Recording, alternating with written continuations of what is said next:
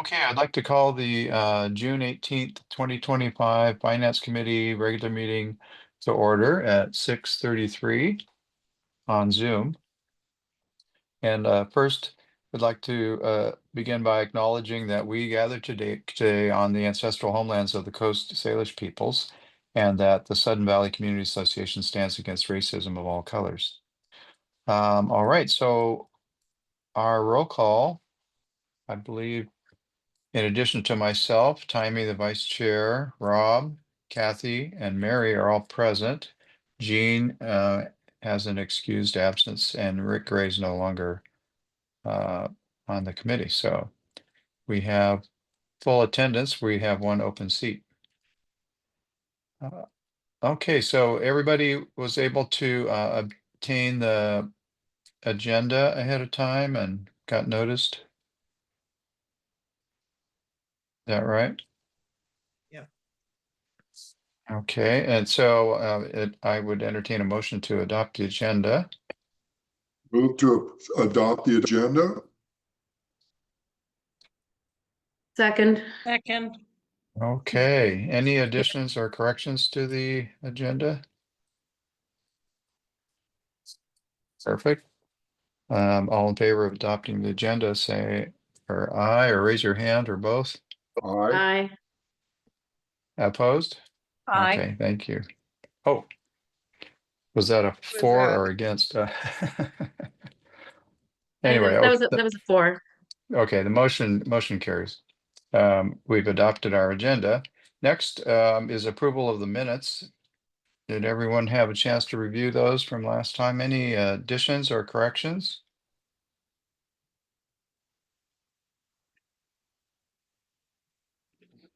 Okay.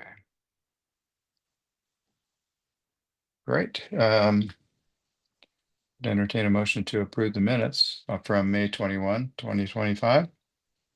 Move To approve. Go ahead, Rob, you can do it again. I move to approve the minutes from our May meeting. I'll second. Okay, all in favor, say Aye. aye. Aye. And opposed? Okay, that's unanimous. We've approved those minutes. Okay, we are ready for presentation of our financials from April. Joel, are you online there? Yeah, I am. Ready? Perfect.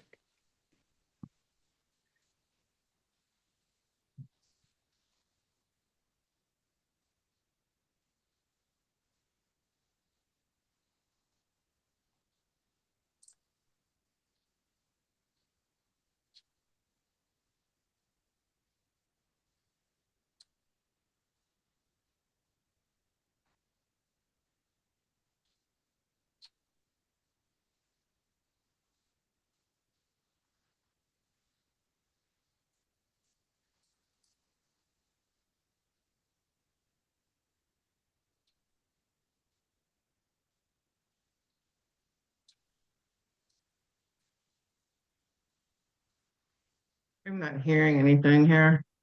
No, I was just gonna say what happened to Joel. Oh, he's back Yeah. again. I think he accidentally logged off or something. Are you back, Joel? Me? Yeah. No, you were gone for a bit. Oh, It's your turn. Yeah, we're all ready with With open bated breath. ears. Yeah, are we to the financial statements? yes, Oh, okay. Yeah.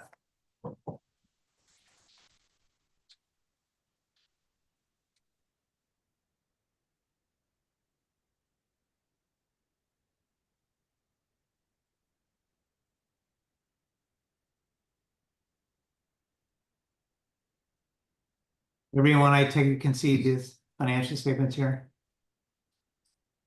yes, I can see it better on my iPad, but yeah. Joel, could you maybe increase the viewing on that at the very small one up front? Got enough right there. Maybe for old guys, bring it up just one more if you were.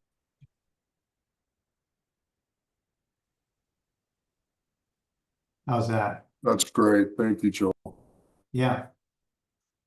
Okay, so I'll be covering the April 2025 financial statements. Obviously, this first page is the balance sheet. We always start out with the balance sheet. Good thing about this month is last month I already talked about the reclassification of the trees. So there's probably no real need to go over that again. I guess I could just quickly, just real quick, I'll just go over it real fast. So the board approved the reclassification of all those tree expenses that came out of the capital accounts, meaning they were paid for out of capital.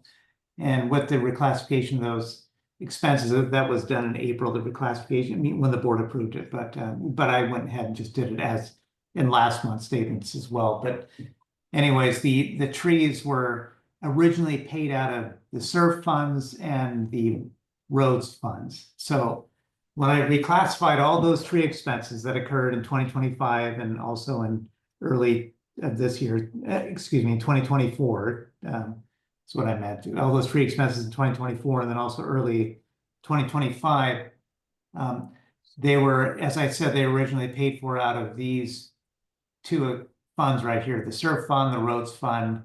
And then when I reclassified that stuff, basically I shifted the expenses. I took them out of SURF and roads and I took them out of capital and put them back into operations, since we had that over $300,000 surplus in the operating income at the end of 2024. And then when that was reclassified, by doing that, then essentially when those expenses went from capital to operations, now operations also reimburse capital for all of that cash that capital originally paid for those trees for. And so then the operating fund here, this is where the cash came out of the operating cash and then was put back into both SURF and roads to pay back those funds. So the good thing about that is it essentially nullified those capital requests and nullified the spending out of SURF and roads and just undid it, which is good because when it comes to capital planning, when you look at the 10-year capital planning spreadsheet, those beginning balances obviously did not at the time that was put together, did not anticipate tree expenditures coming out of there. So in a sense, by undoing that and putting that cash back, those 10-year capital plan spreadsheets are returned to normal in a sense. Now I'll go ahead and I'll just take this down now a couple of notches. So I'm going ahead now to the income statement. So we'll just get to the bottom line. I'll just go ahead and talk about here. The collection rate was 96.5% at the end of May of 2025. We budget for a 95% collection rate. So obviously anything above that is what we want.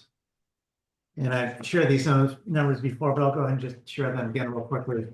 So like, for example, let's just say at the end of the year, for every since we budgeted a 95% collection rate, obviously the most we could get is 100% in this case, but for every 1% above that 95%, meaning if we finish here at 96%, what that would mean is operations would take an additional 28,561 to the ops fund. You could double that if it's a 97%, triple that if it's a 98%, for example, at the end of the year. The SURF fund gets an additional $14,463. Roads fund gets an additional $14,875. Mailboxes gets an additional $266. So that's the additional cash that those funds would get operations through mailboxes over and beyond what we budgeted for. Obviously, in this case, this would be great if we had these extra funds, and if we keep going on the track that we're going, I'm sure that will be the case. So as you can see, collection rate is 96.5%. We budgeted for a 95% collection rate. At the end of, or in comparison, at the end of April of 2024, it was 96.8%. Now at the end of April 2025, 96.5%. So we're right there in the ballpark. The collection rate, I've already calculated it for May of 2025. So May 2025, it is ticked up as we would expect it to do. So it went from 96.5% at the end of April to up to 97.1% at the end of May 2025. At the end of May 2024, year-over-year comparison, it was 97.4%. So once again, we're right there in the ballpark of where we were essentially last year. Now, just going down to the bottom line, this operating net income, this line right here, so you can see this. Obviously, we have the current month for April, then the year to date over here columns.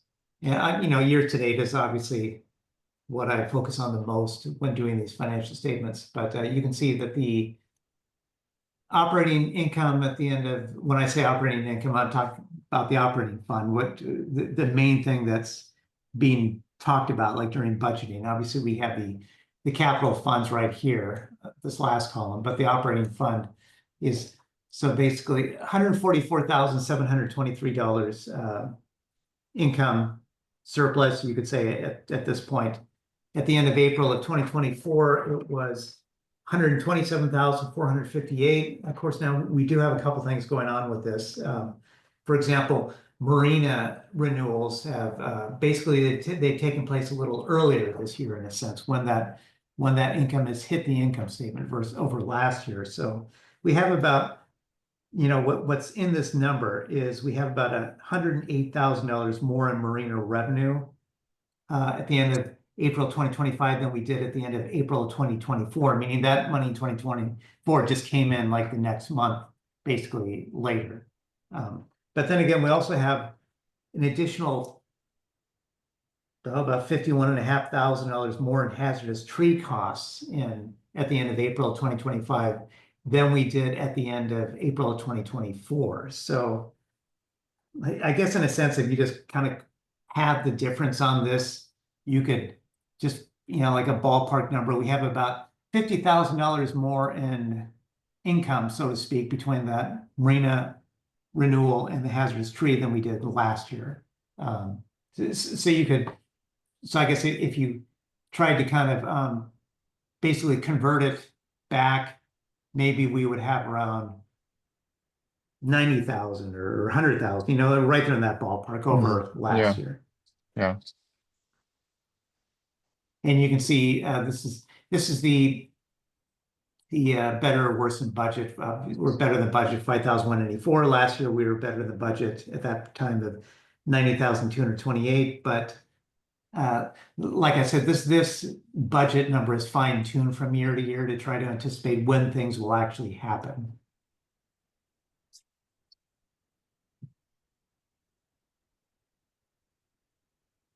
Just quickly going over, like, for example, like you can see here, the CCR mandates. This is showing, since I talked about the budget column, this is showing worse than budget by approximately 41,000. And that's attributable to legal expenditures, $45,000 over budget. And a lot of times that could just be the timing of when legal expenses are used. And over the past few years, sometimes we can just have more in legal expenses, period, like for the year over what was budgeted. The next big line item is regulatory compliance. This is where the trees costs, this is the bucket that those show up in. And 75,000 of that is literally attributable to more hazardous tree expenditures than budgeted for. And I'll get into that in a second. Going to the next page, the capital reserve funding page and operating reserve balances as well. I'll just go ahead and focus on, the big things right here are SURF, roads, mailboxes. We don't have any expenditures out of mailboxes right now. And then the UDR funds. Those are the big kind of funds that you see most of the stuff coming and going out of. So if we just focus on SURF here, obviously just a quick primer. This is the 12/31/2024 ending balance sheet number is $3,138,292. So if you went back to the balance sheet and looked at the SURF balance at the end of that comparative column 12/31/2024, will be the number right there. Then you have dues coming in, interest income, some minor sale of assets, of lawnmowers in this case. Then you have this 2025 expenditures that negative 240,167. So this is basically all the money going out the door, checks cut for all these capital projects that board approved to be spent, loan expenditure or loan payments and stuff coming out of this SURF, for example. And then you have the net available cash that ties back to the balance sheet cash on the balance sheet, 3,385,340.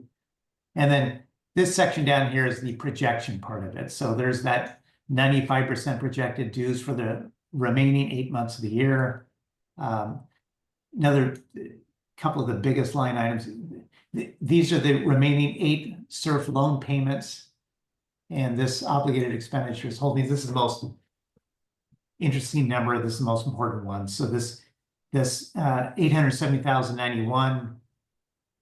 If I went back to the SURF capital projects open in 2025. Now, a lot of these you'll see have these red dots on them. That means they're all marked to be closed, and they've all been closed out at this point now to fixed assets.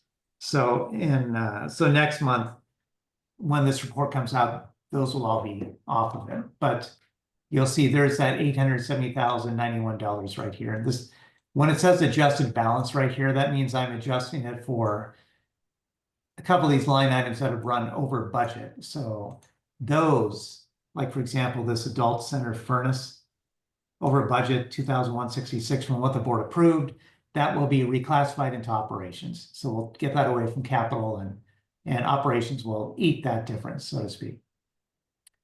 And so now when I talked about, of course I've talked about this from month to month, but we'll just focus on when the board approves something, like for example, the Gate 2 Welcome Center signage that was approved April 10th.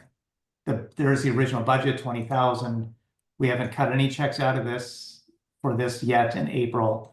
So then the remaining left is 20,000 that could be spent. So that entire 20,000 is obligated. So it's basically treated as though we will spend this money. So all those obligated amounts add up to the 870,091, which then ties back to this number, 870,091. So then this gives you, and then we also have this $600,000 board recommended carryover balance, which basically just means the board would not like this fund to drop below 600,000. So it's just basically it's marked as can't be used in a sense. And then the net usable cash projected at this point at the end of the year, at the end of April for the end of the year is 2.6 million. And it's the same pattern with roads. So that there's the obligated expenses, 1,444,000. And there's the 1,444,000 right here. All the open roads projects, all these red dotted things will be closed out here. And obviously that's the biggest line item, drawing down the cash here. So net available cash at the end of the year, at this point at the end of April, 1 million, when I say at the end of April, so far everything that's been approved by the board at the end of April that factors into this, then it's at the end of the year, 2025, then it'd be close to 5 million. And so this is just a function of all the dues coming in and all the projects that the board has approved, and all of this stuff factors into the 10-year capital plan. Taimi has her hand up. Taimi? Joel, Joel, just out of curiosity, when you went back to that Gate 2 sign, I know we budgeted $20,000 for it. Do you have any idea what it's going to cost? Because I can't imagine that what we did was 20,000 unless I don't, do you know Are you what? talking about that sign that they just did something to, that granite Yeah, sign? like the gravestone, the giant gravestone that they covered up. I mean, it looks way better, but do you have any idea what that cost? Oh, I don't know off the top of my hand. Of course, that wasn't 20,000 for Yeah. that. Yeah, I'd have to look into that to see. I just wondered if you knew off the top of your head what we spent on that. Yeah. Well, some of the credit go back.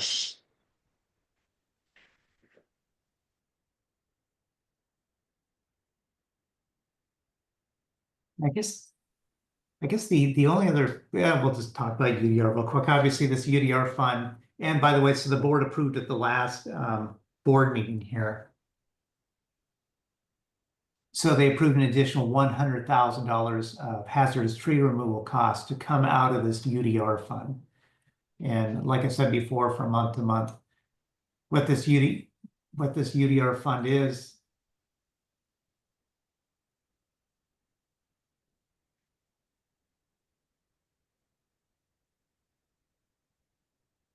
Clicked on the wrong thing here. Okay. So what this UDR fund is this is a collection of all the past year's operating dues. So if anyone owed dues related to, now that we're in this 2025, obviously, anyone who pays dues in December 2024 or before, the operating portion of those dues will go into this UDR fund. Obviously, the surf and roads and mailboxes portion of any of those dues goes into surf and roads and mailboxes. But the operating portion of that will go into UDR, and then it becomes available for the board to approve projects to be spent out of it. And in this case, like for example, like I said, the last board meeting here in April, the board approved an additional $100,000 of expenditures coming out of this fund to pay for hazardous tree removals.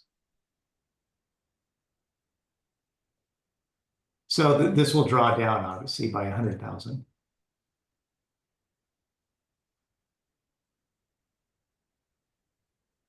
Let's see. So the last thing that we'll talk about here real quick is, remember how I said the operating net income for operations was 144,723. Of course, you can see it here as well. This sheet, what we're looking at is year to date, January through April. But this is showing you the income and what departments, on a departmental basis, what departments contributed to that income in a sense. And golf, obviously, we'll go ahead and talk about golf.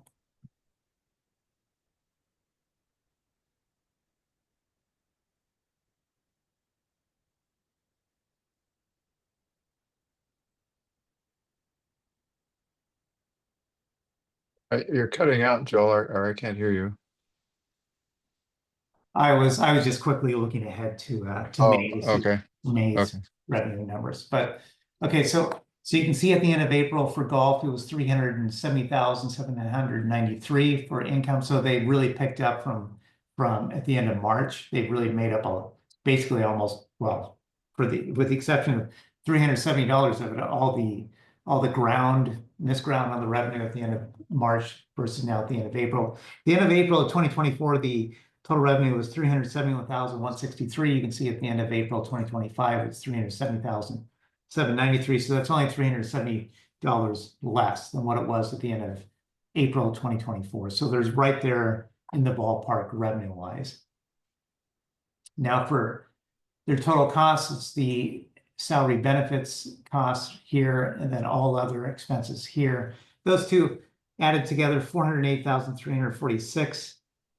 Year over year at the end of April 2024, their total costs were 383,681. So the costs are up by approximately 25,000 at the end of April 2025. Of course, we expect that, especially with the additional costs and salary costs and so on and so forth. But the bottom line is net income for golf is it's at the end of April, it's a loss of 37,553, which they typically are at this time of the year. They're better than budget by close to 20,000, what we budgeted for them to be at this point of the year at the end of April. At the end of April 2024, they had a loss of 12,518 at that time. So they're fairly close to, they're pretty much in the ballpark of where they were year over year. Now the marina line item, this is the other big, obviously second biggest revenue center beyond dues at this point, but you'll see actual revenue from marina 223,685. Last year at the end of April 2024 was 115,000 rounded. And like I said, this Joel, sorry to interrupt, but Taimi has her hand up. Oh, yeah, go ahead, Taimi. No, it's okay, Rob. I was gonna wait for a second, but I was just wondering, Joel, I know golf was lagging because of the bad weather we had earlier. Are they catching up from last year. I feel like they're not as far behind as they were. Am I Yeah. correct? Yes, so actually I'll tell you here real quick, so in April.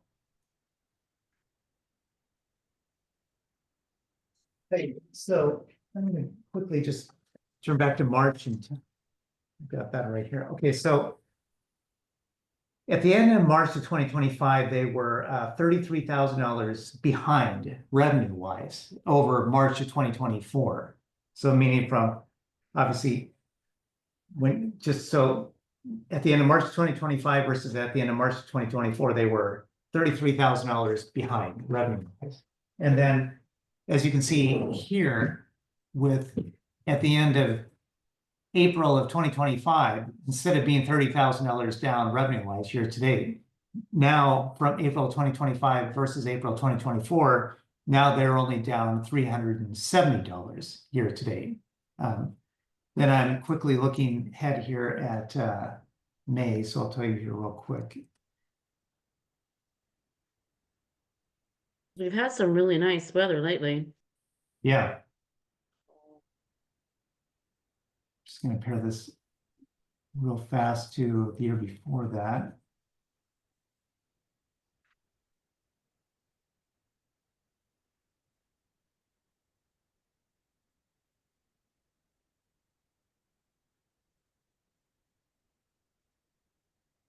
Okay, so at the end of May of 2025, they had approximately about $513,000 in revenue. Then at the end of May of 2024, they had about 518,000. So they're within $5,000 of last year in terms of the full 5 months revenue wise. So they're still really pretty much right there in the ballpark. And of course, last year was, I believe, their best year revenue wise that they've had. So they are on track to so far at the end through May to meet what they did last year. Of course, we'll just have to see as the year develops on this. But like I said, at the end of March, they were $30,000 behind year over year. Then April, they picked up to only being $370 behind. May, it's within about $4,000 or $5,000. So they are right there in the ballpark. Good to hear. Yeah, it is. And of course, like I was saying with the marina thing, basically the bottom line with this, marina renewals through April, 223,685. At the end of April 2024, it's 115,000 rounded. So it's about 109,000 more than last year at the end of April, but this is pretty much a matter of timing, just when these renewals are coming in. They've come in more expedited this year than last year.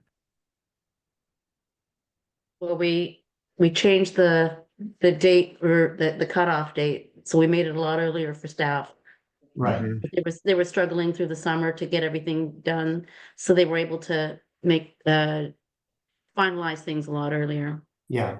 Yeah, and that's in The that. the due date was moved up by a month, so Yeah. Right. for fees. I think it was even more than a month. Yeah, I think it was. Well, I think it used to be just really lax. You'd have a due date and then they'd let people still pay for the next 2 months. Yeah. Yeah. Is some of it also the increase in the fee structure? Sure, of course. Yeah. Yeah.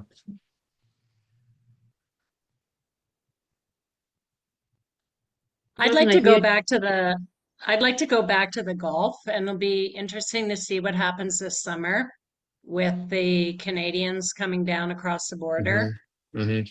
That could really affect the golf revenue for pay to play this summer because a lot of people from Vancouver come down, but it's kind of crazy times right now. So Yeah, I have shared concerns there too. yeah, And we have to keep our the fingers exchange crossed. is bad and the Yeah. whole thing is bad right now. Yeah. So Yeah. I don't think we'll see how it goes, but I don't think it would be a fault of the golf course if they don't have as much pay per play this summer. I think it's more a political thing. Yeah. I have seen a few Canadian plates, but it's still early in the season, so yeah, it's a concern of mine as well. I agree. Well, and you can see it when you go to Costco, you know, it's completely different landscape there too. Because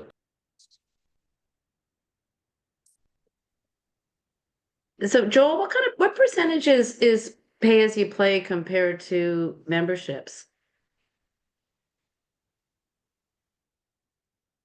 Well, let's see. So if we,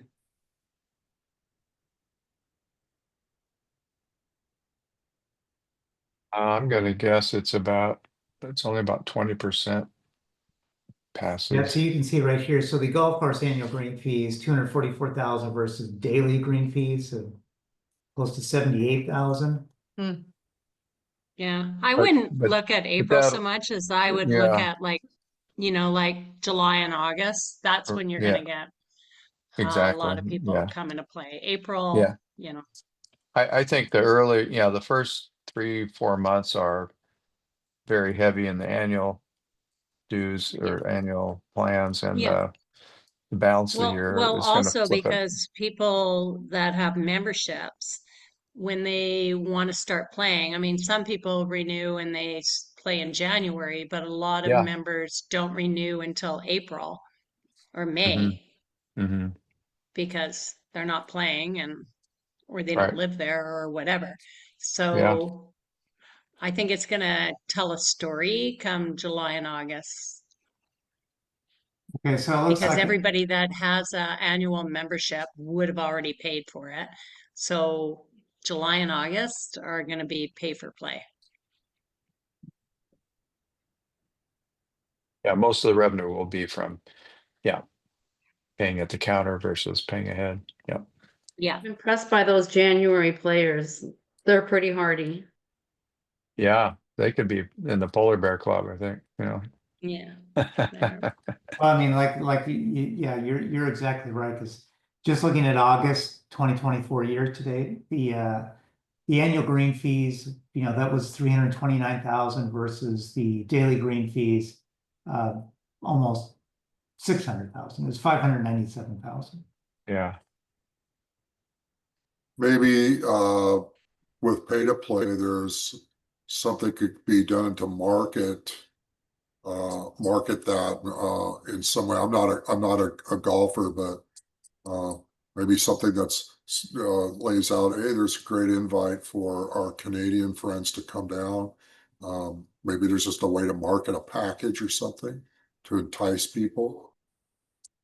Yeah. I noticed in a recent golf newsletter that Kevin sent out that they had worked out an agreement with Stay and Play with, I think it was is it called the Skagit Casino, the one that's just down the road by Alger, where they had a promotion with the casino there. So Of yeah, I think he's working at it. course, But one Great thing, I mean, idea. hopefully this is a good indicator, but looking at April 2024, the daily green fees was 78,721. You can see here in April 2025, it's within 1,000 of that. yeah, So, yeah, so far through April, it doesn't seem to be impacted versus yeah, April of yeah, no, 2024. yeah. So that's good. Yeah, it would be curious to know if Kevin's tracking how many, if he has any way of figuring out how many out of country folks are coming. Um, just due to the concerns that Mary raised.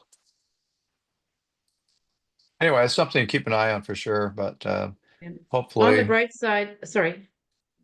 yeah, hopefully, I mean, the course is in great condition, and that word gets around, and it's, very comparable cost to the other courses around, and they all seem to be pretty busy still around the area, but time will tell. The What is a Canadian dollar trail is fee? strengthening, so that could help. The trail fee is what golf cart owners pay Oh, to they have their own drive cart. their cart on the Sure. course rather Okay. than renting. Mhm. Okay. We pay that on ours, Kathy, because we Okay. take our own Yeah. golf cart. So we And a lot pay of like, people have their own golf carts. Okay. I just was like yeah, going, so we pay like an Yeah. extra $350 a year on our membership to use our Okay. own Yeah. golf cart. Right, okay. right. Help maintain those cart paths. Sure. Which, Yeah, so it looks Oh. like with the daily green fees, they're about 9,500 through May. They're about $9,500 less through May 2025 over May of 2024. so we're only down less than 10,000 so far this year, but that could have been partly due to Yeah, weather. But right. There was a lot of rain a couple months ago. A yeah, lot, there lot. was. Yeah. For sure. And we're gonna get hit this weekend too. But a little bit.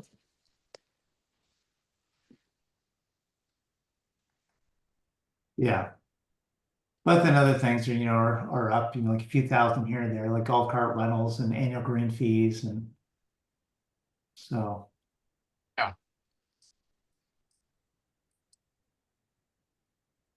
But Okay. yeah, I guess that pretty much covers the highlights of the financial statement. Good.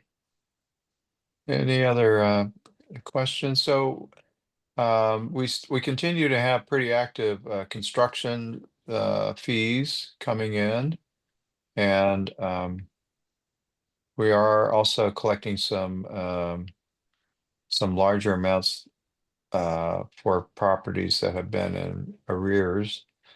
Not huge amounts, but at least making some small dents in that accounts receivable area. Yeah, we are. I have a question. So, Joel, I appreciate you going into the detail of the sheets and taking us through it. I'm wondering if do you maybe you could summarize what are the top, I don't know, 3 or 5, what would be the most important things that the community should know based on what you've shared with us tonight? Like, could you maybe just summarize, like, what's the need to know out of all that? Well, I mean, of course, I think the biggest thing is definitely those hazardous tree costs. Like let me just show you a little graph here. I'll just bring this up.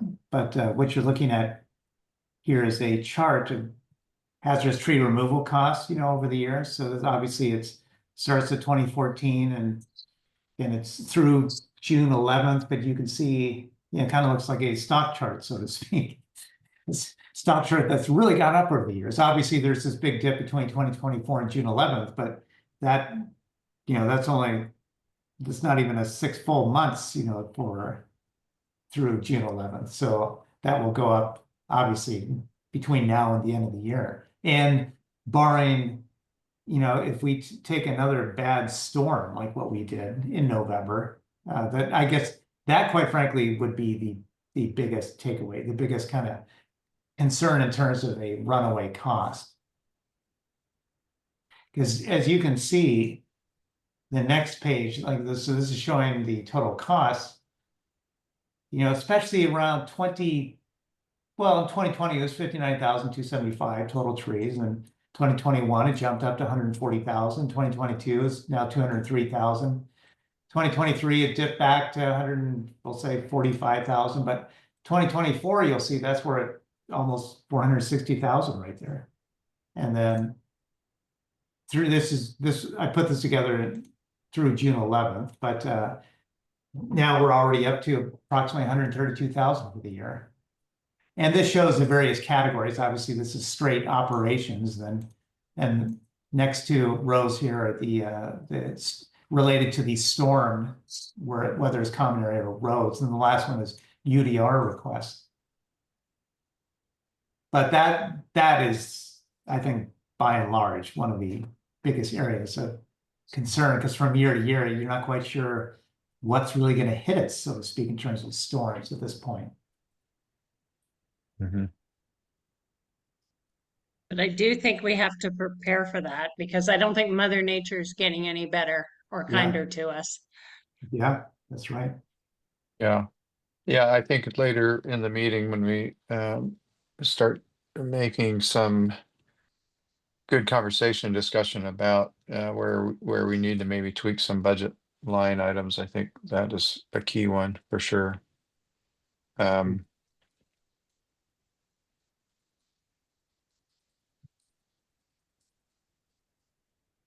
I'm hoping that with, all the trees that came down during the storm, that maybe, it won't be as bad this fall as it has been, just because maybe we took some trees out that were dangerous, that, may have lasted another year or two.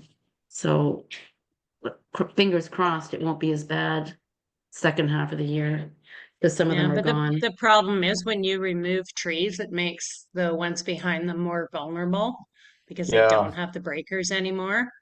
it changes the wind patterns, yes, and so It exactly. does. And Yeah. the guys that you thought were good are now standing there all by themselves. And if they Mhm. get hit, then they're coming down too. I think what Yeah. happened in that storm, what I heard was the wind came from a totally different direction than it normally comes. That's true. It was from the east instead of west or southwest. Yeah, Yep. and so trees that, maybe if that wind was coming all the time from that direction, could have came down a little bit at a time, they all just came at once. Yeah. And the ground was sopping wet. Yeah.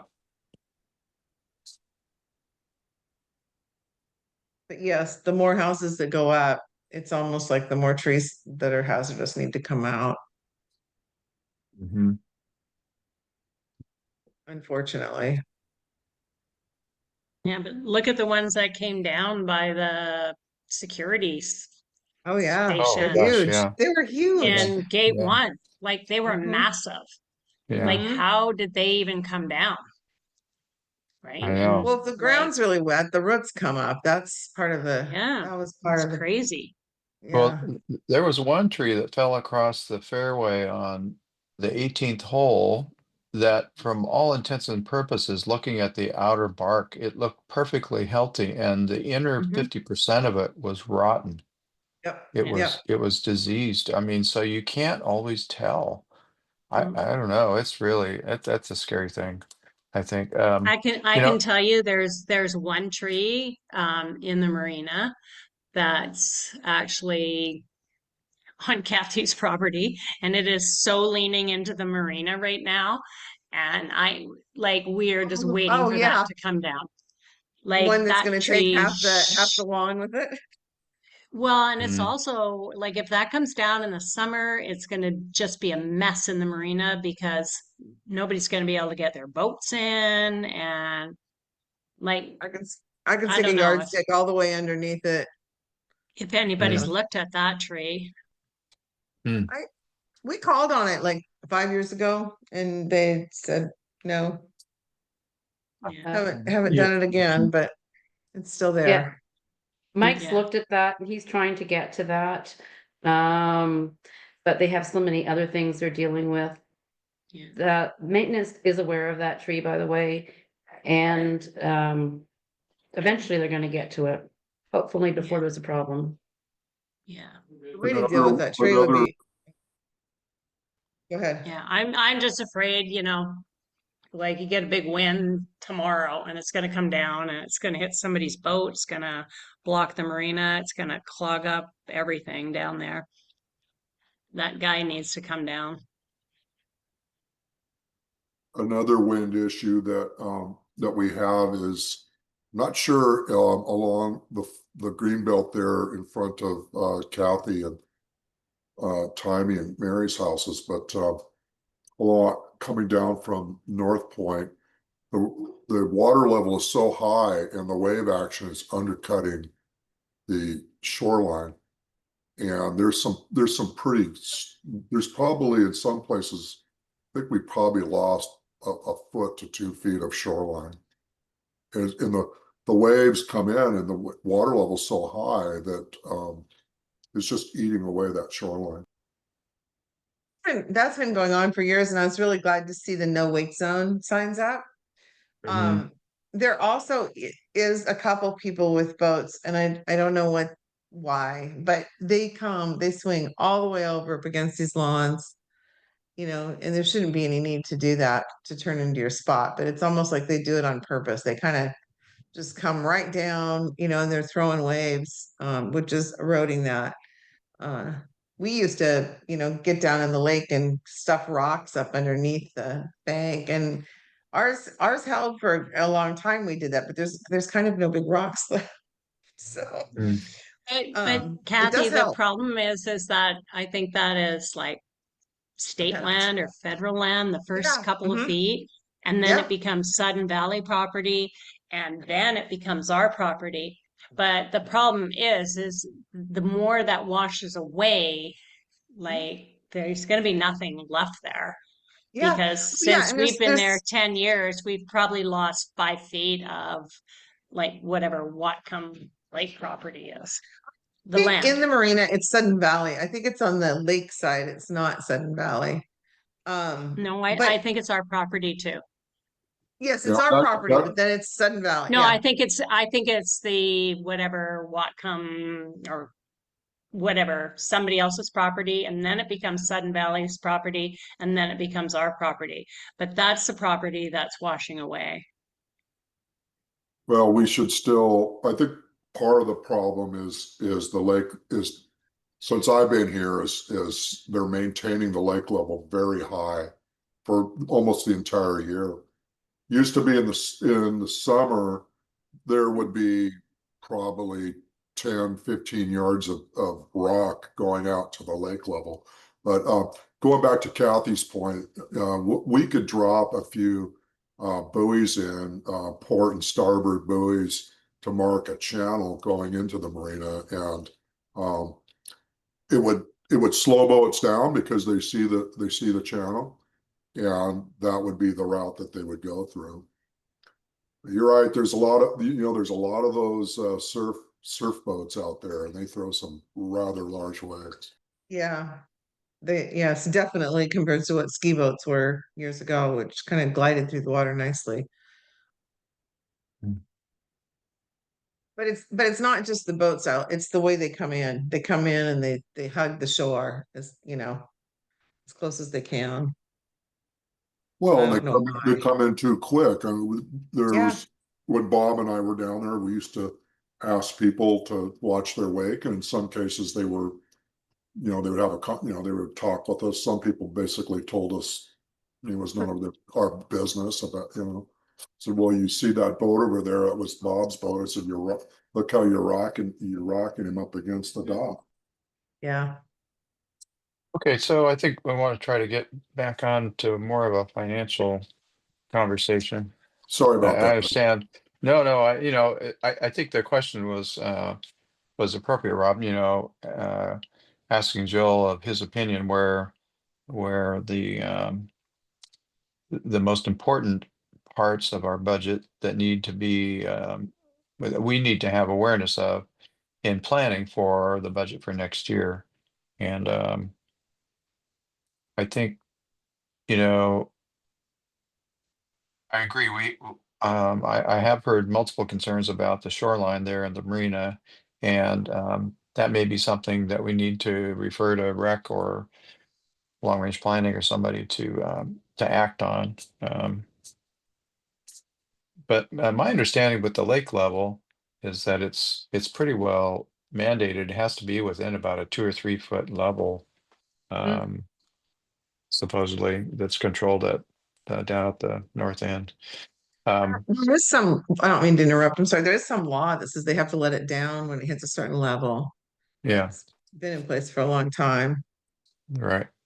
But the bank needs, I mean, we could even use just a pile of rocks down here, a big pile of, 1 man, 2 man rocks. People could stuff them under and help hold up the bank a little bit, because I don't think there's one house along here that you can't get into the lake and just basically stick both arms underneath the grass, Mm, which then by mhm. the end of summer will probably drop.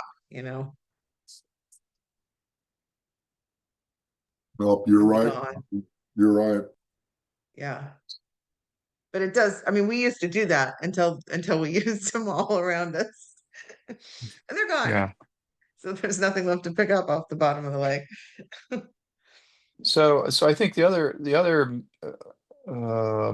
most expected or anticipated increases are very incremental in terms of salaries and just normal cost of doing business, the inflationary rate. We have a pretty good increase in our insurance this last year.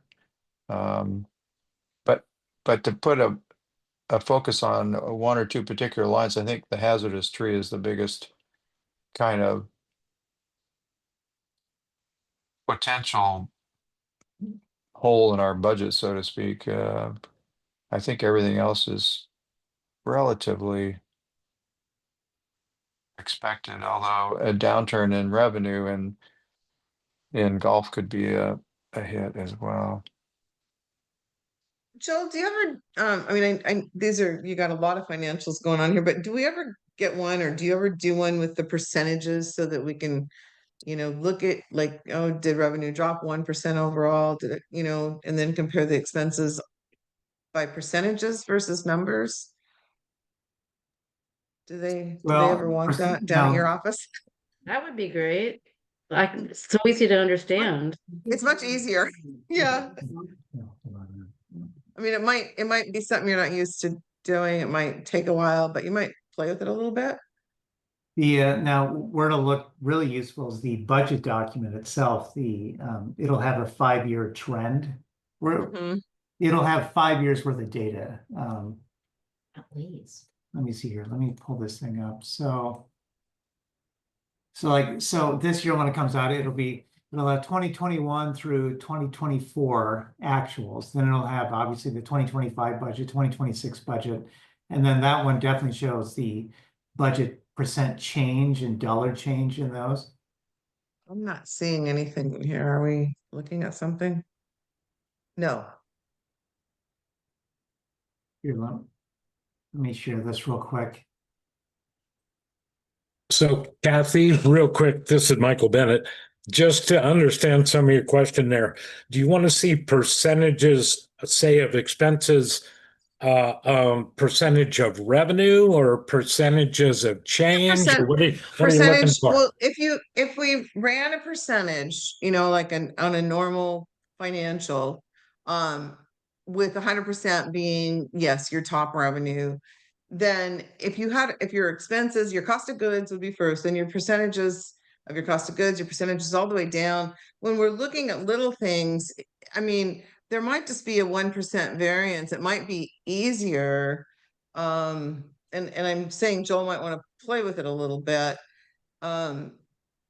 to see if it works or not. And then you could see these big jumps or big losses easier without looking at the numbers the way we're looking at them. Because when we start looking at just numbers, it's hard to say, oh, okay, that's down from last month or down from last year, but how much is it down, and compared to other things, or is it up, because we're actually making more money. So everything kind of will follow that trend. It's just easier to look at. That's Sure. Yeah. it's Well, kind of my the typical question, way they're done, but I've never worked in a nonprofit once, but not where you're budgeting every single item. But when we're going through all my these numbers, question, he's got them in his head. It's just kind of a little bit easier to say, oh yeah, we're going to lose 3% revenue in golf.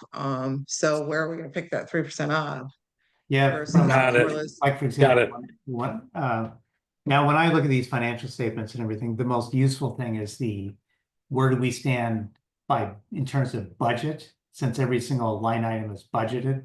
Mhm. And so like, for example, well, actually hazardous trees is the perfect thing. Like, where do we stand budget wise in terms of the available budget and so on and so forth. So that's actually, because obviously the bottom line budget is what drives everything, so to speak. So that's what we're shooting to at the end of the year, to make nothing or a Right. positive income in a sense. So. Right. Yeah, so Joel, I What think if what we I'm miss- hearing is she's looking for the percentage of change, not the percentage of the expense against revenue. Because as a manager, when I manage for-profit hotels, resorts, I wanted to look at cost of goods. Was it 30% of revenue? Right. Was labor 40% of revenue? Those were management metrics that I needed. But I think for budgeting, that what I'm hearing, if Kathy is, I'm not putting words in your mouth, you want to see the No. change. You want a percentage of change. Right, it just would be, I think it would be easier for all of us to maybe look at that if Joel could find a way to do it that didn't take forever to, to go through and run those on a spreadsheet, but I just think it might be easier for us to, look at those numbers. We're talking about is golf down. How much is golf down? We know how much, I know you've got a budget that you want to hit, but if it doesn't make that budget, we know there's a certain amount, but is there something else that's up? It's just, yeah, it's the way I'm used to looking at things, I guess. That's maybe, that's maybe my problem.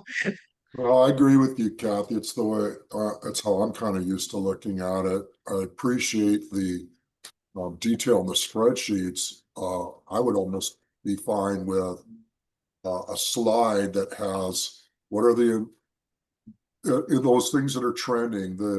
We're up 2%, 10%, whatever it might be, and then maybe even just a slide that says that, and then what are the drivers, or what is it that the committee, what do we need to do with that information? Now, some of it may just be very straightforward, but I personally, I mean, I love the level of detail you go into, Joel, but I would do really well with a summary with those percentages of change.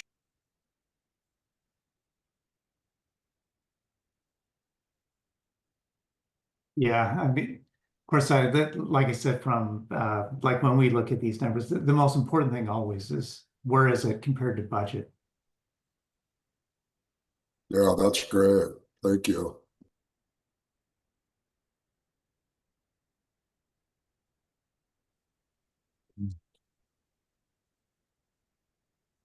Okay, so I think, unless we have another particular question on the financial statements of Joel, at this point, I think we'll move on to our new business and consider this capital request on the golf court paving. Thanks, Joel, for all of that. A lot of work there. Yeah, a lot of great, very accurate information there for us. Oh, sure, yeah. Okay, so we have a 3-year plan for the asphalt cart path pavement to smooth out some of those bumpy spots on the golf course. First year was last year. This is the second year of the 3-year plan. And we have roughly about a third, a little over $50,000 budgeted this year. But in February, I thought we had, because the top dresser was 18,000 over budget, that there was some adjustment made to the cart path paving, and it's not reflected here. So maybe you can help me out, Michael or Joel. Was that an oversight, or are we getting that money from somewhere else? How are we funding that? Joel, I've only got a single screen here. Do you show what the adjustment was? I think the main adjustment, Rick, was that the amount in the golf cart path surf, the amount that they're asking for here is less than what we have in surf. So I think it's reflecting the fact that we took some of that, we needed some of that money elsewhere. Because he's not going to be doing the wash pad. I don't have the full surf in front of me, but I can give you that answer here. I just don't have it in front of me. Oh, I see. Okay, so you're I see. So you're taking some of the money out of because we were delaying the roof and gutters. The roof, the gutters, the wash pad, so he's not going to have to redo any of those. this year. We're pushing those out in the reserve, in the surf. Okay. Okay, so I was just recalling the conversation we had at the time that they were going to reduce the paving expense this year to around 36,000, but that makes sense. It'll all balance out in the end, and hopefully we can maintain our schedule, our 3-year schedule then this way.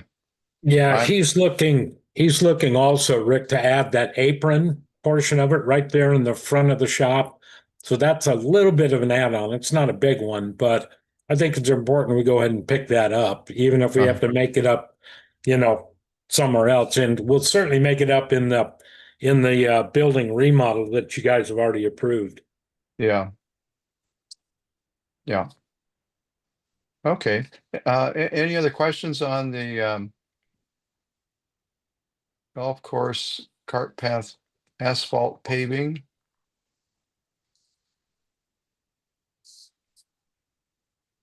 All right, sounds like we're Looks ready to good. move ahead. Somebody wanted to read a motion?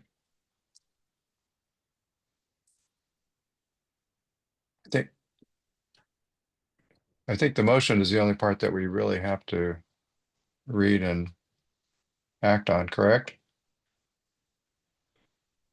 Yeah, correct. Whether you recommend or don't recommend, that'd be Yeah. great. Or if you've reviewed or have not reviewed. Everybody comfortable with that, going ahead with the motion? Yes. Yeah. I can read Okay. it if you Okay, want. yeah, please. Move that Good. the Finance Committee recommend that the SVCA Board of Directors approve the allocation of $54,080 from the SURF to complete asphalt repairs to the golf course.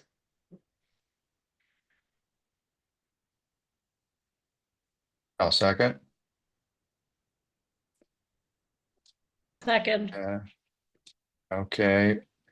And hearing no further discussion, all in favor, will raise our hands or say aye. Aye. Aye.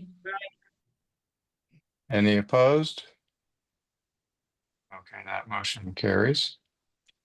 And then the second motion to authorize the general manager to You execute. want to read it or do you want me to read it again? Go ahead.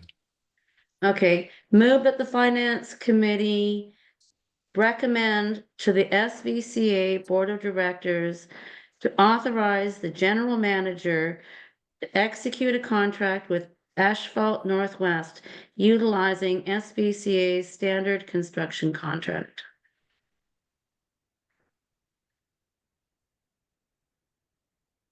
I'll second And that get as a- well.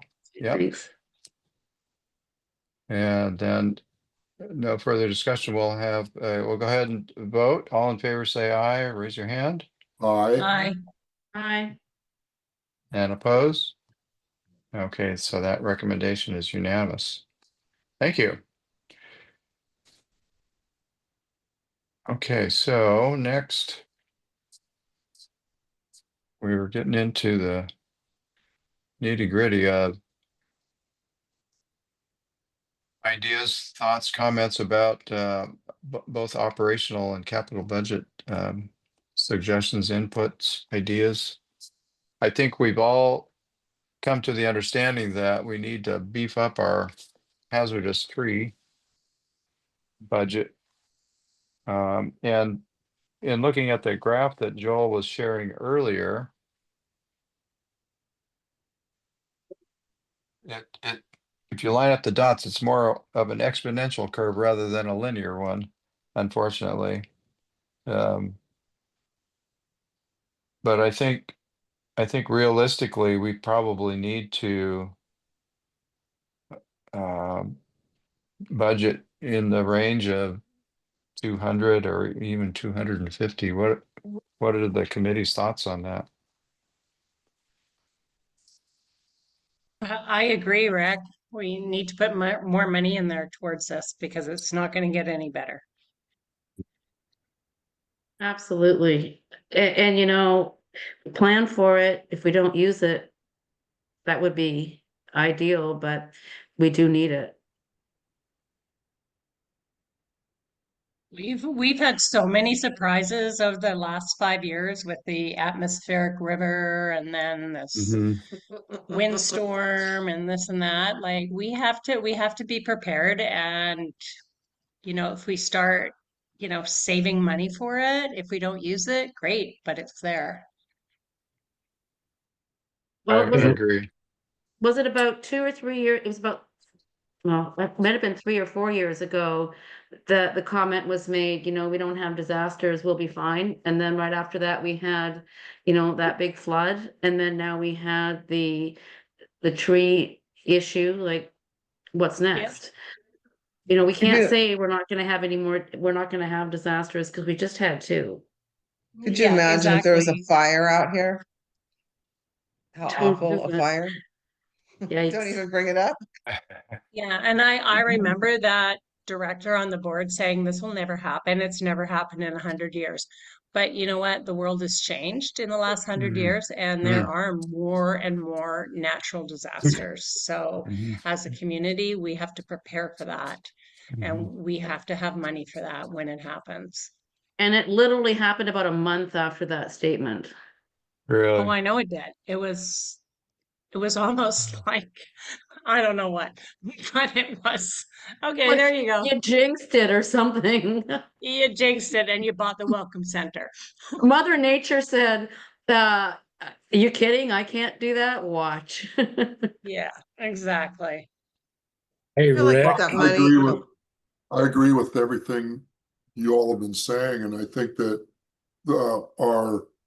what we've experienced, we should plan for that. And if things seem to be better or we don't need as much money, we can make a smaller adjustment, ratcheting back a little bit. But we do need to prepare. Yeah, Michael, go ahead. Yeah, I just make a comment again. I don't want to be a broken record about my experience with Suncadia, but they budgeted 500,000 every year to what they called forest health, and that would encompass hazard trees. And then if you had years where hazard trees weren't an issue, the monies were used for wildfire prevention, for fire-wise. There's several really good contractors up here that will fire-wise acreage, common area, in the $2,000 to $5,000 an acre range. And so if you have a year where you budget, $300,000, for example, and you don't use it on hazard trees, you can then use it when the summer season comes around for mastication and firewise work. And I think that, that's where you remove the ladder fuels, or remove trees that are diseased and unhealthy. You get rid of all the slash and the underbrush, and you just start pecking away at it. But that was kind of the plan that we used up there. Now, if you do have a year where you have another bomb cyclone and you have all these compromised trees come down, you're going to use that $200,000, $300,000. But just a suggestion there that forest health is not only hazard trees, it's also firewise. Michael, I don't think I you agree. sound like a broken record at all. And what you were saying sounds like preventive maintenance to me. I mean, we have preventive maintenance on equipment. It's taking care of the vegetation. Yeah. And starting with, say you had 75,000 left over, and we could do 50 acres of firewise near gate 1 and gate 2. As people came in, they could see what that looks like, right? It really is a dramatic difference when you see the ladder fuels removed and the dead and diseased and the crowded trees taken out. And it's kind of like the native plant low water garden we're getting ready to put in around the Welcome Center. It's a demonstration of what the best practices are. And then it makes it easier in the out years to go to folks and say, hey, guys, we haven't had a big wildfire, but it could always happen. And so we need to start working toward that. And the way that we were able to prioritize it up in Suncadia at previous communities, you start in the areas that are, the prevailing winds normally are northeast to southwest. And so you're going to start in the areas that if a wildfire does start and comes burning into the area here, you'll want to do the firewise activities in that area first. And so that's just an idea for you. But I appreciate you looking at the fact that I think 100,000 a year is going to be inadequate. I like that concept of forest health, and so we have a broader named bucket to allocate those or spend those dollars, rather than just limiting it to the very most hazardous trees or trees that fall down on their own. Any Well, other thought? a couple of years ago, there was a lightning storm that caught DNR land across the lake on fire. Yeah, yeah. We're lucky that didn't occur, say in Gate 5 or up in Park 3. Mm-hmm. Yeah, it was really dry that year in the 23. And it could have just as easily been here because, I mean, lightning's random.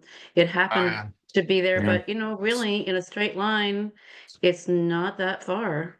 No, yeah, mile So I away. like that idea of, adding that extra, like Michael was saying, making it not just hazard trees, but if there is extra money, using that to remove ladder fuels and being progressive.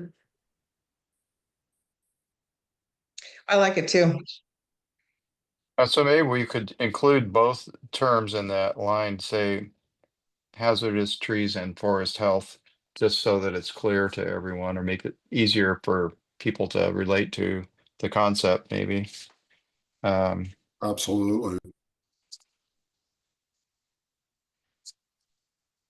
Yeah, if I'm you just- walk over, Hmm. by AM, PM Beach and go up on that hill, there is so many downed trees. There's Oh, just yeah. fuel all over the ground.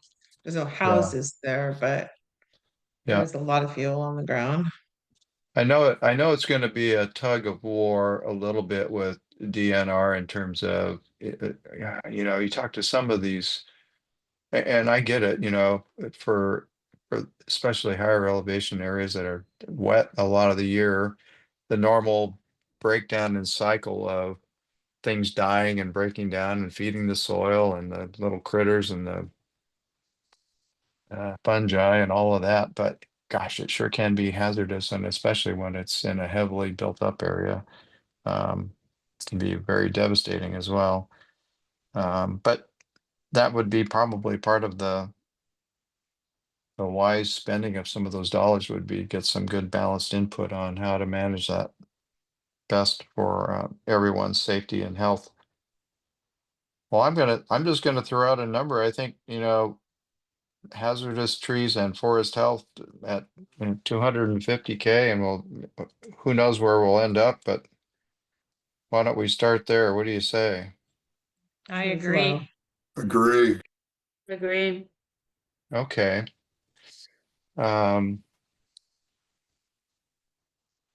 That's good. I think so.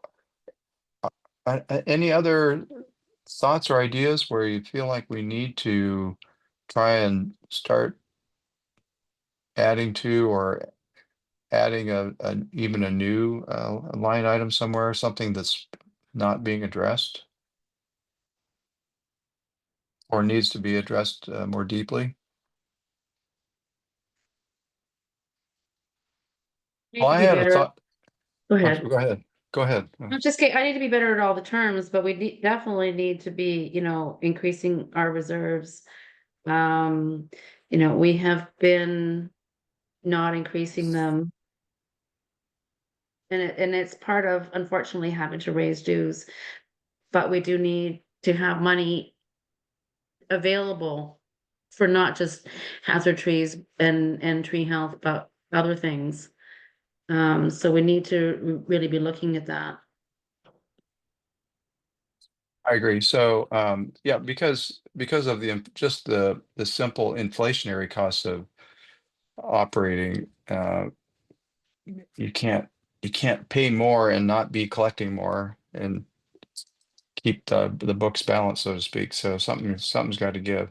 So I think small incremental increases are rational and necessary to keep things in proper balance. Another thought that I had, and I talked with Joel a little bit about it, and it goes back to what he was talking about, our targeted budget income based on dues is set at 95% of collections of our dues. And yet the last 3 or 4 years, we're collecting closer to 97% or better. So the allocations that he added up, he gave us for ops, surf, roads, mailbox, you add all those up, it's in excess of $58,000 for each 1%. So if we adjusted our expected income and based our budget on 97%, we'd have another $115,000 or so, $116,000. Well, there's a good chunk of that hazardous tree and forest health on top of the 100 that we're already putting in there. We're almost to 250 right there. Yeah, And honestly, Rick, I wouldn't change that right now because the economy is really uncertain. And, yeah, I I think we're safe leaving it at where we're at.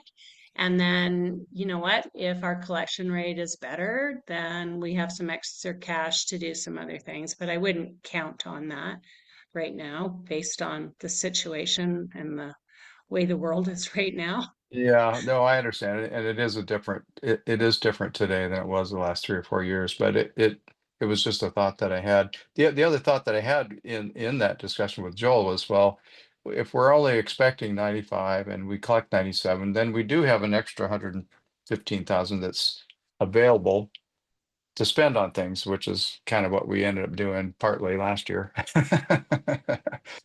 In essence, it showed up as excess in operations revenue. So it is a bit of a fudge factor in essence when you budget at 95 and you regularly collect 97 over the last 3 years.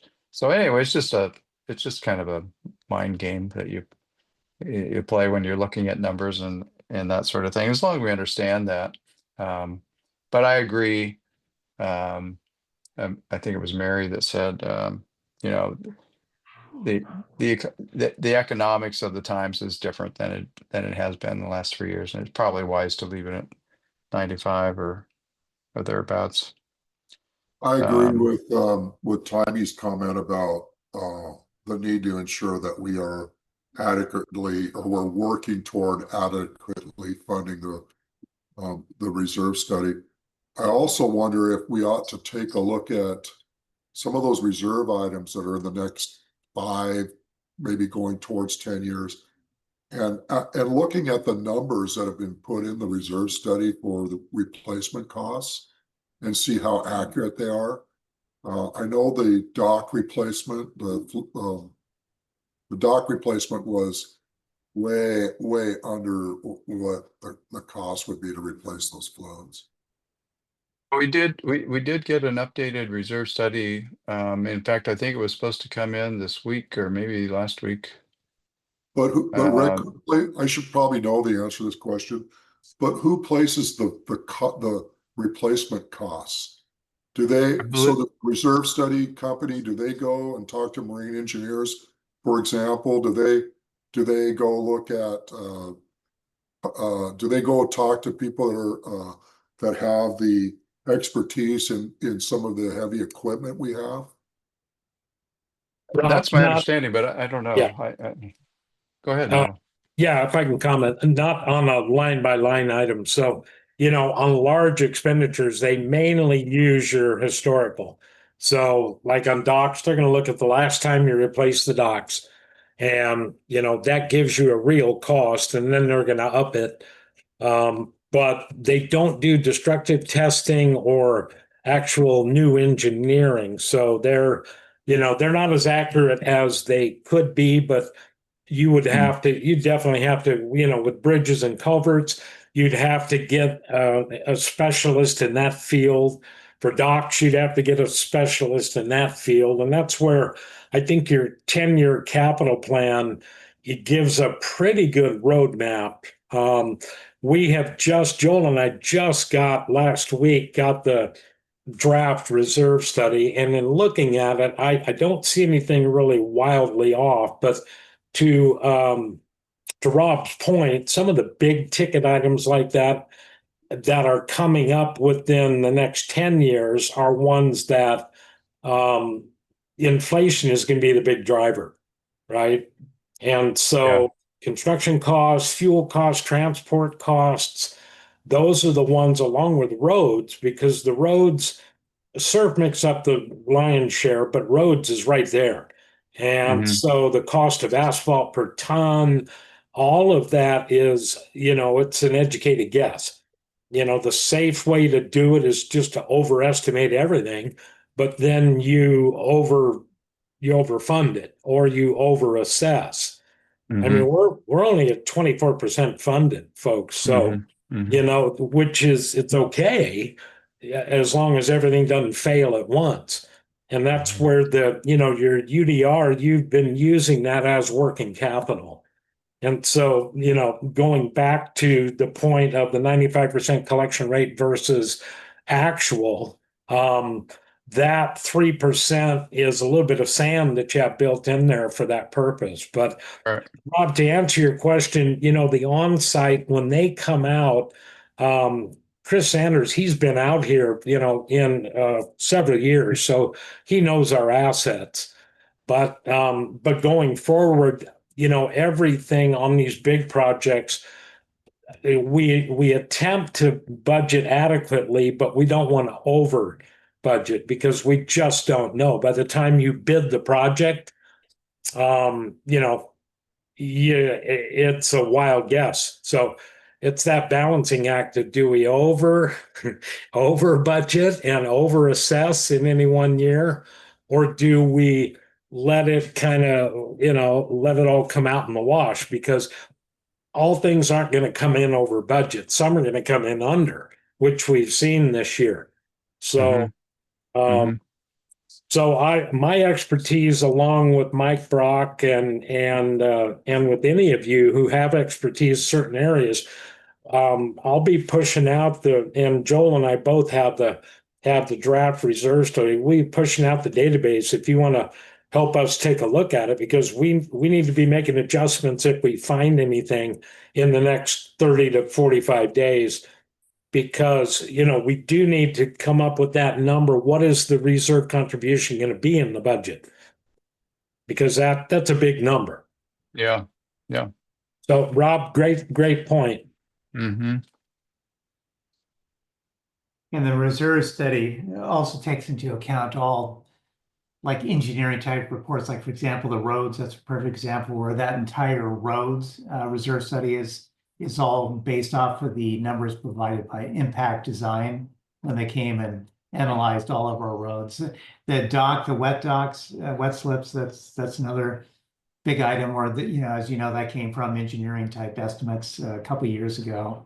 That's why I got adjusted up from, it was around 158,000, somewhere in that ballpark. Now it's up to 1.6 million. Of course, that's before like the inflation is added to it, which pushes it out to like 1.8 million or so. Oh yeah, that's my point, Joel, is that that 100 and some odd thousand number was in reserve studies for several years. Somebody got caught by surprise. The tennis court comes to mind. Everybody was like, whoa, wait a minute. We didn't expect the tennis courts to cost that much. So it's just a suggestion. And the good thing like for example, with tennis courts, so like the core area tennis courts that were done in 2024. So now that number will become a part of the new reserve study for the 2026 budget year. Yeah, because it was quite a bit more than anticipated. Yes, that's right. Yeah, Rob, But for example, the marina, wet slip docks, the renovation, it's got a remaining useful life of 3 years. So it's coming up in 2029, 2030. The current cost basis is 1.6 million. And by the time you do the project, it's going to add another 369, 12% to that just automatically. So that, that to me is how those kind of numbers work. The last time, I mean, when they put it in, it was adjusted back 17 years for what they spent on it. And so now the cost has grown.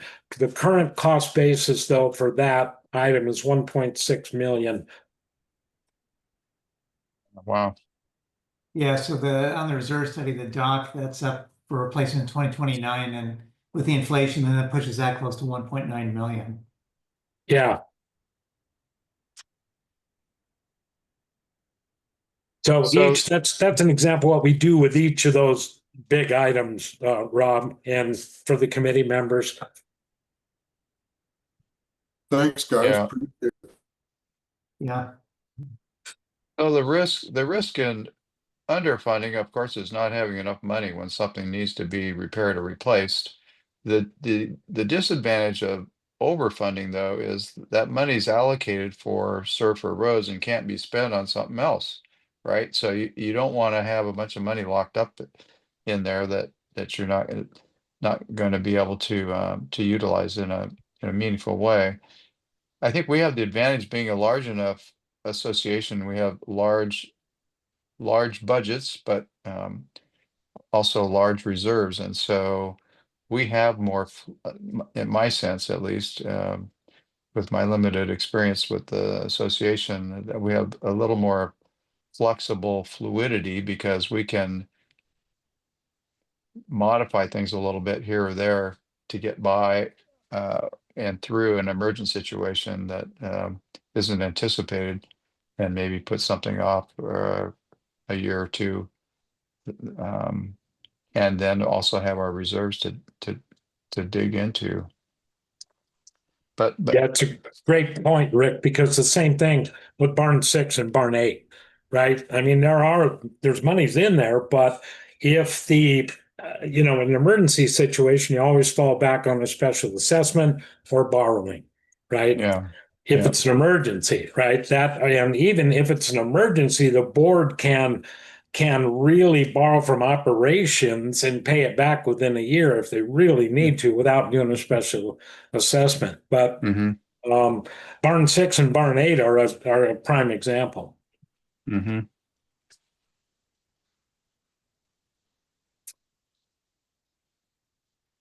Well, definitely a lot to think about for sure.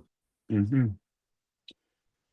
yeah, going into for the 2026 budget, like the bottom line with that is obviously the start of the show, so to speak, for the operational budget will be the tree line item. Mm-hmm. Really beefing up that tree line item. Then at that point, then it's how much money is left over, hopefully to contribute more, and be like, for example, we know how much salaries are going up. We know that from the collective bargaining agreement, 3% right there in 2026. And then it's Right.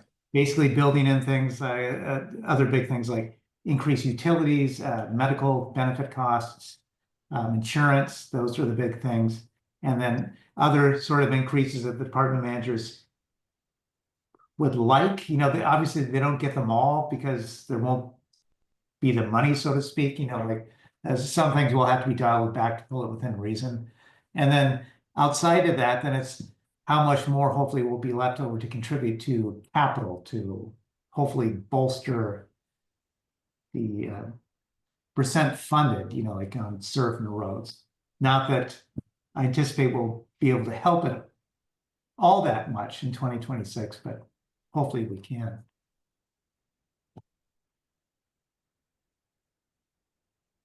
Right. So I think one of the things that might be helpful to us would be also looking at our reserve capital plan and road plan for 26, the items that are scheduled to be replaced or repaired.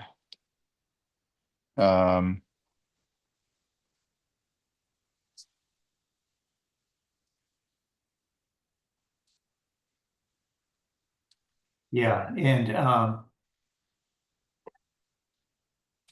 Like the big dump, we have a big dump truck.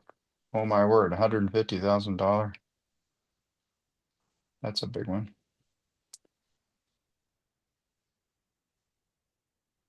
yeah, of course, I can quickly, let's see here. Let me share this. Okay, so what we're looking at right here is obviously, so I've got the column, the 2026 column highlighted in yellow, so you can see just, and this is the surf spreadsheet, but just quickly scrolling through this, core outdoor amenities, 22,500 right there. Some more cart repavement, 56,000. We'll skip over the For smalls. outdoor amenities, is that, Where did you see that at? or you just said core outdoor amenities? Oh, yes. What This does one that right- include? So you want to know what this is exactly? Yeah. Not everything, but basically what is that? Is that like replacing swing sets or, what is that? Possibly. Because I see we have the field equipment, then we have outdoor amenities, and then the tennis court. So I guess that would be possibly for things like swing sets. Okay. Of course, Mike would know what that is, especially. Kind of a specific number, yeah. Yeah, Just a little unclear.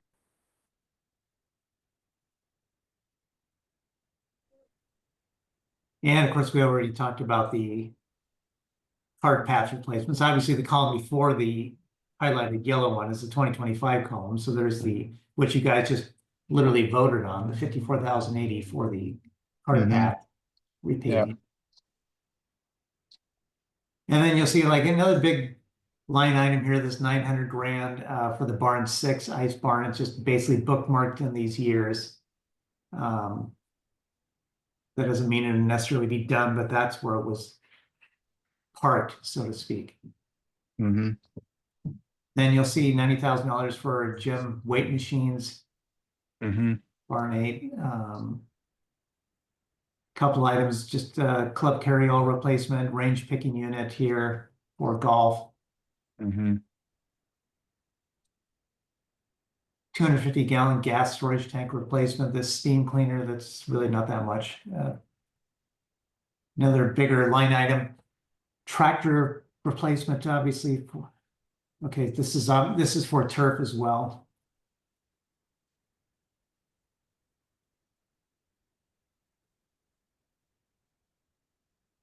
Maybe this was already done though in 2024. This could be the item that I might move back, but I'll have to look into that later. So certain things like, for example, when I close out, so it's the reserve city is kind of a two-step thing from the standpoint that Chris, from Smart Property came out here, he did the site visit, walked, looked at everything.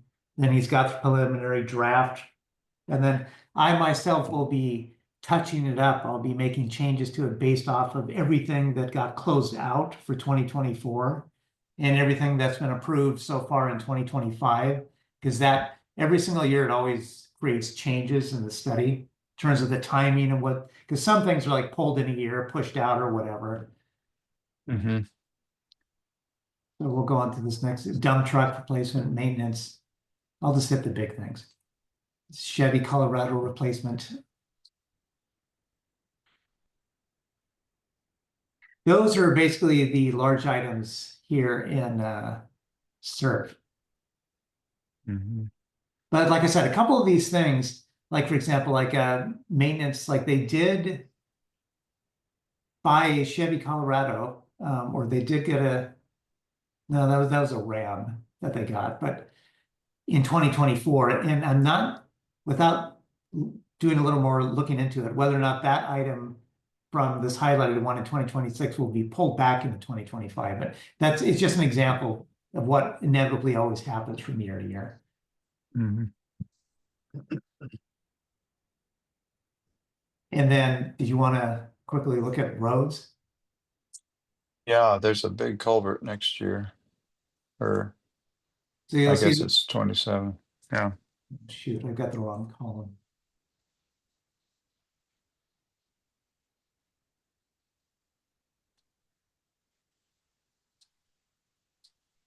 That's the major road stuff before we get into culverts. Appaloosa Mhm. Court, Yearling Place, Misty Ridge Court repair, Fields Park Place repair, design and permitting for culvert 42.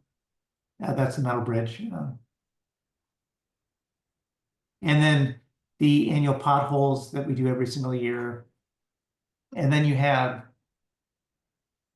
the big, the box culvert, replacement culvert 25. Then you have a slew of all of these other culverts, and all the addresses are also listed with those culverts. And then we'll get down to culvert vegetation control, the CVC, which is the last item right here.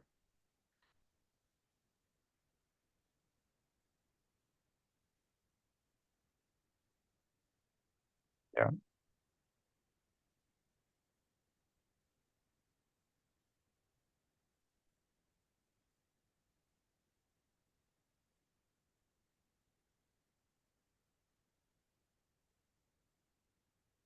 But in terms of like for major road work, not quite as, well, I mean, it's still, I guess it's only really 277,000 for the major road work and then we also have this on-call engineering every single year that we approve as well. So it'll be 45,000 in 2026. Right. And the bridge inspection as well. Mhm.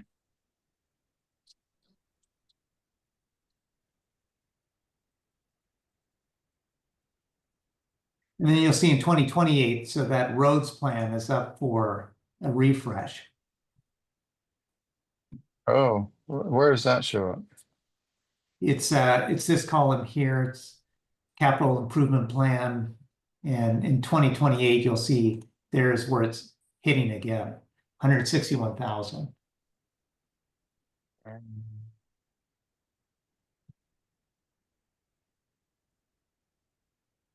You're still on roads? Yeah. Yeah, so this is still. Oh, I road. see. I see, yes, uh-huh. I'll Line turn 17. orange. Yeah. So I just what would changed that it. include? This is when impact design came out here last, they'll come out again. They'll survey all the roads again and basically update that roads plan for any needed changes. So that includes roads and culverts. Yes. Yeah, yeah, Oh, yes. Yeah, both roads and culverts. yeah, yeah. Because every single all these culverts down here, all these come right from the roads plan. Yeah. No, I appreciate the attention to detail that they went through and identifying and numbering all these culverts. I mean, it's like over 300, I think, right? Yeah. Oh, yeah. And then having a maintenance plan to address them. So very proactive in that sense of being on top of planning, at least having a plan and Yes, sir. being It's like able about to 180 amend it. culverts identified. Yeah. This also took a little while to touch this report with all of these culverts. Oh man, I can't imagine. Yeah. Yeah, when this was updated, instead of normally just saying the culvert number, I actually made Yeah. a point to also put the location that was listed in the roads plan. Oh boy. Yeah. It's a great cross-reference that way. Yeah. Yeah, that's great to have. Otherwise, it doesn't mean anything. Yeah, right. Culvert 211, what does that mean? Yeah. Yeah, exactly. need a decoding ring. Yeah.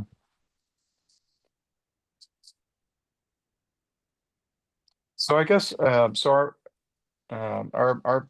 primary concerns, it sounds like, are hazardous tree and forest management, or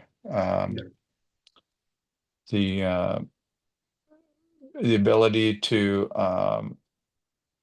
fund our reserve study.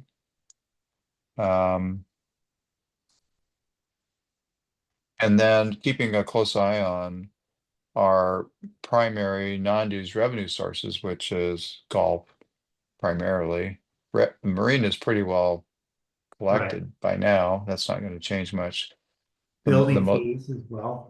Building fees, yeah, that's true. I mean, And we, building fees is really what bailed us out of all of those hazardous tree expenses for 2024. yeah, yeah. So we're also coming up due to re-sign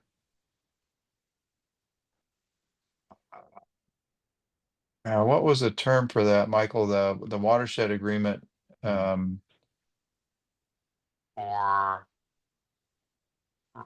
runoff, water runoff management into the watershed.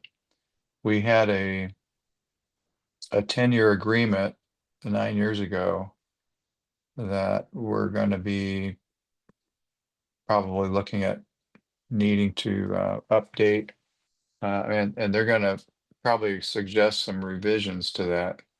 And I anticipate that may involve some additional administrative work, if not some actual hard dollars to Right, implement that. from the meeting that you and I attended. Yes, Yeah, that'll mainly be, I mean, our responsibility is going to be implementing the annual inspection somehow. yeah, And so in doing so, we can probably automate it to where they self-report it. But yeah, there'll be an admin cost, but I'm not seeing it's going to be a big number though, Rick. good. What about, so where are we at on our title transfer fee, or whatever that term is, for turnover of properties? We collect a small fee now to help cover those costs. You mean the escrow demands when we do a resale?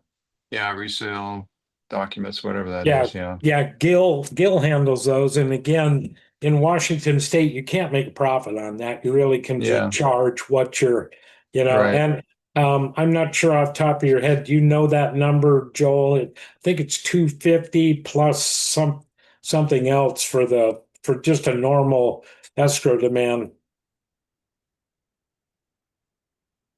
Linda Yeah. thought we were only charging 125 or 150, but I think the state limits it to 275. Yeah, and there are companies that'll do that for you and have a link on the website, but we've got Gil, and that Yeah. process is pretty well automated until he retires. So, but that's incremental revenue. Yeah, on every resale.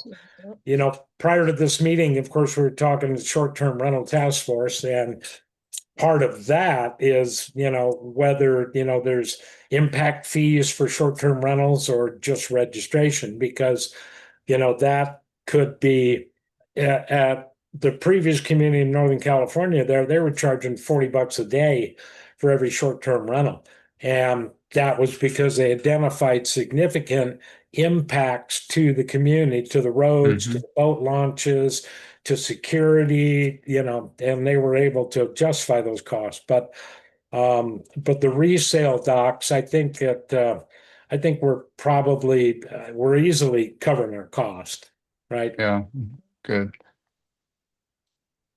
Yeah, short-term rental, that it would be good to manage some of those costs for sure, instead of just letting it go. What are we requiring people to do as short-term rentals? Well, that's what the task force is establishing. We don't have any, I don't believe we have a policy right now. Okay. No, We- the old, Go. Yeah, the governing docs just say that they're supposed to send us a copy of their lease. And that's 30 years old. And that was back when short-term rentals were not even on the horizon. So Yeah, yeah, It there does were, limit or have some sort of limit, doesn't it, on the number of adults in a household, or they're supposed to be able to be in a household that are unrelated as well, I think. That used that to be. was, my It's in understanding is there that for was sure.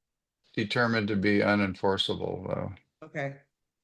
I Today. I think you can relate it to the number of people per bedroom or something like that, based on the Okay, number of yeah, bedrooms. that would make But, sense, but, yeah.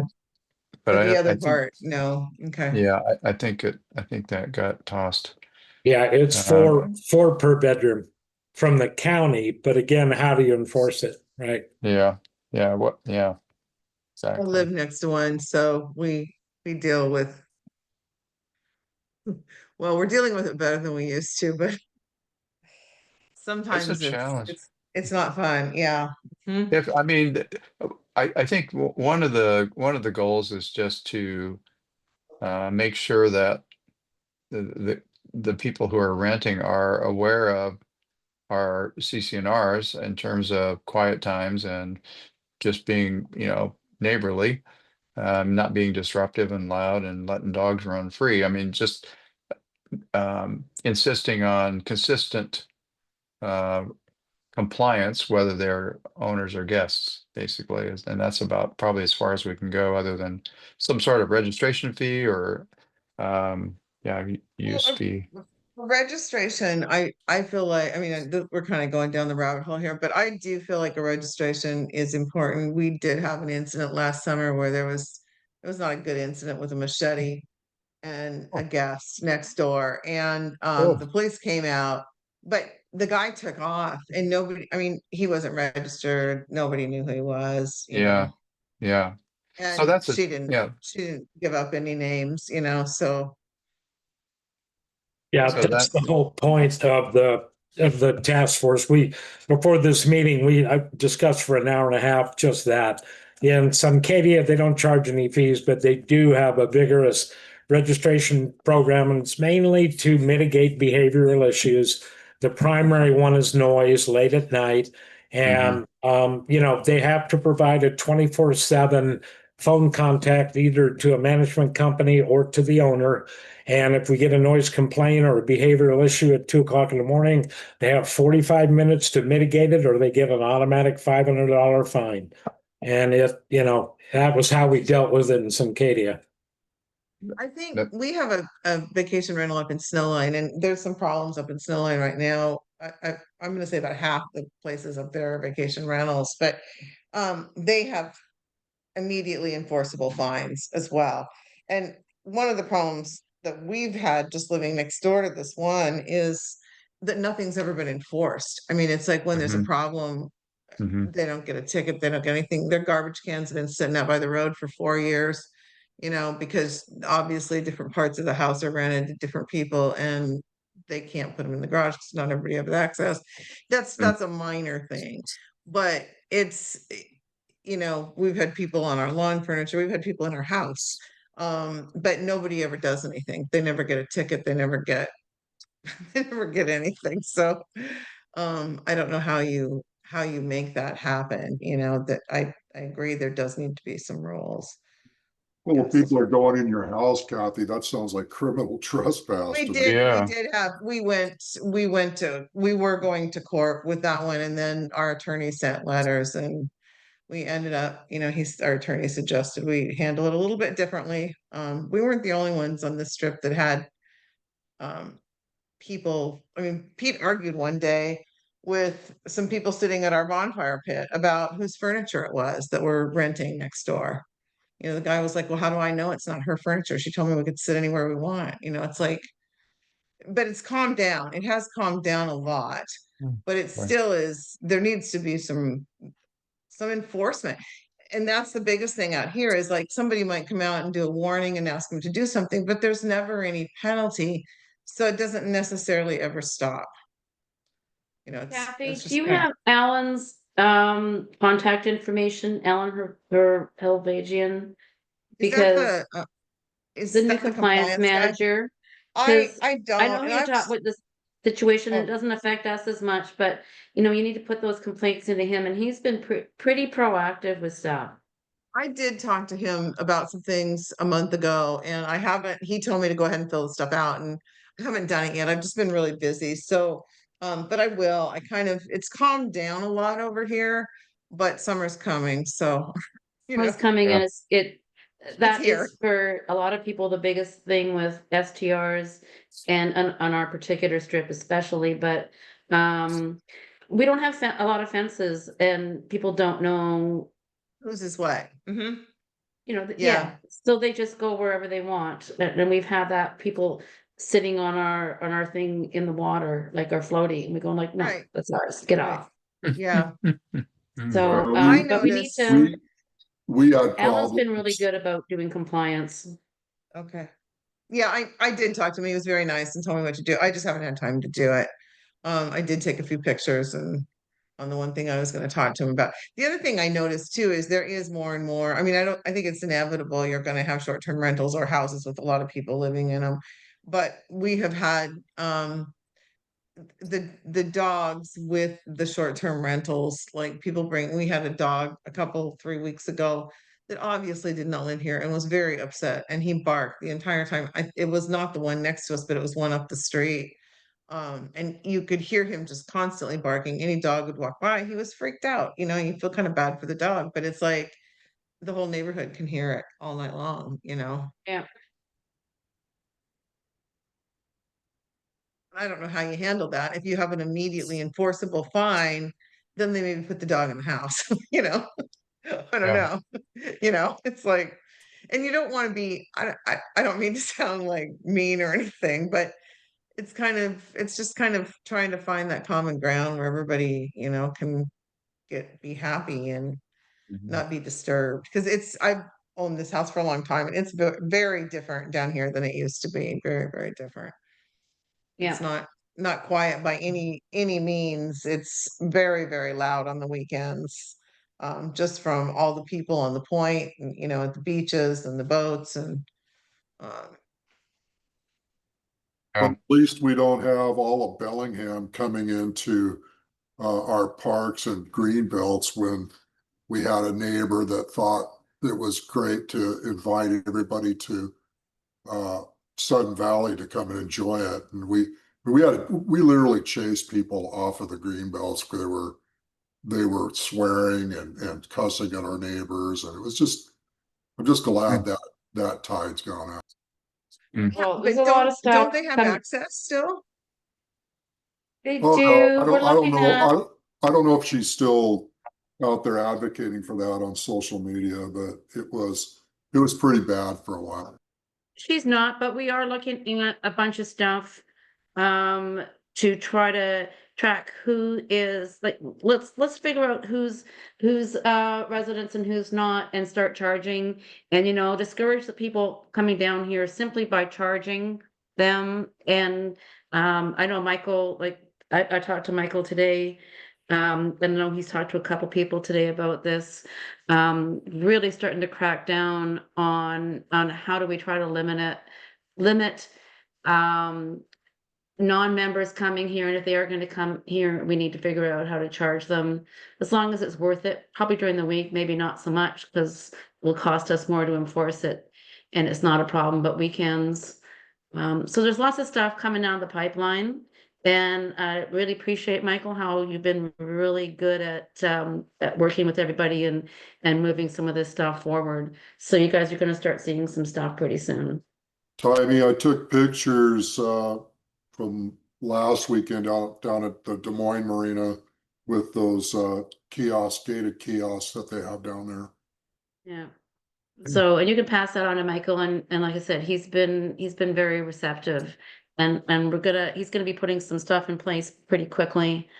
So we're all working on that. Oh, Yeah, I know you Lori. are. I know you are, and I thank you for it. I just And Rick knows, yeah, and Rick's been part of that too. And yeah, we're working on making it better. Good. thank you. Good. Glad to hear. Thank you. Yeah. Just my input Yeah. is putting stickers on cars or having a college student at the entrance collecting fees. I don't think I just don't think that's a workable solution. Yeah, One well, step at a time.